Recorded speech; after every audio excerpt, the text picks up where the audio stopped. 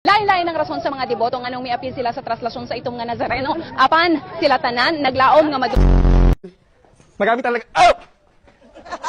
Sinasakyan ng mga magbabarkada, magkakaanak, basa at nga ika nga. Pero yung new normal, hanggang dalawa lang yung pwede. So, at kung mag-isa ka lang, dapat nasa dulo ka at naka-face mask pa rin.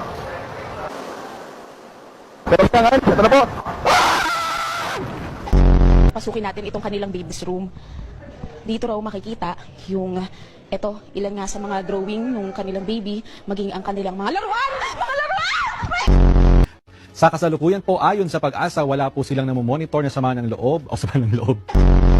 Huwag po kayong manahimik o magdalawang isip. Kung may alam kayong katiwalian o reklamo, ipaalam ninyo sa sumbungan ng hatdo, ng sumbungan. Igan pasado alas 8 ng tahimik na mag-disperse ang mga ralisa sa San Sebastian. Ngunit matapos ang ilang negosasyon, ito ay matapos na nag-disperse sila. Pagkatapos ito, hindi na sila nag-away sa sila simula. Pagkatapos ito ay nagkaroon sila ng pag-aaway na sa simula. Mang Tani, so hanggang kailan ba tatagal itong mga pag-ulan natin? Matagal-tagal na rin, Mang Tani. May mga naninimaho na ng mga damit. Yes, Josie. Josie tuloy. Yung ating wind map, makikita natin yung tuloy-tuloy na paglakas ng hangin abagat. At ito ay dahil doon sa bagyong Josie. At hindi lang yung weekend, kundi maaring Lunes hanggang Martes. Mang Tani, sige, maraming salamat sa iyo. Baka kung ano pa matawag mo sa akin, maraming salamat. Galit na,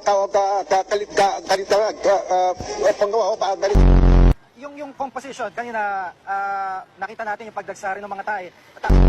At nakakatuwa nga dito, kahit dito sa nakikita mo sa aking likuran, kahit hindi na nananawa yung mga tauhan ng simbahan dito, hindi sa physical distancing, yung mga tao na mismo ang tumatayo doon sa mga markings na nakalagay sa labas ng simbahan. At makikita natin na kahit nasa labas sila ng tindahan, o nasa labas sila ng simbahan, ay makikita natin na hanggang sa ngayon, natutupad pa rin yung social distancing.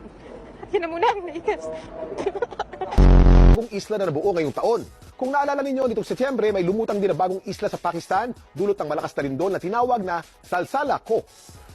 Walang nakatira sa islang ito sa Pakistan dahil nagbubuga po ito. Pinamantala ng mga kawataan. Siyempre, papahuli ba tayo sa rides? Isa ito sa pinakakinatatakutang rides dito sa Star City, mapabata man o matanda. Dito, halos 3 minuto ka pa iikutin sa ere. Yung kaligtasan, sigurado ka naman dahil sobrang higpit ng handbar. Pero yung tapang ko, hindi ko sigurado kung tatagal ng 3 minuto! Pataas ng pataas ang pag-ikot na tila mahihilo ka. Bakit ka kabinado?